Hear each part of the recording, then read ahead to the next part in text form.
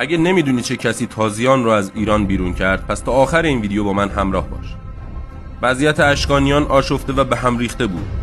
از شرق تازی‌ها و وحشیان بی تمدن هجوم می آوردن و از غرب سلوکیان که هنوز در قدرت بودند و میخواستند دوباره سرزمین‌های فتح شده توسط اسکندر رو باز پس گیرند.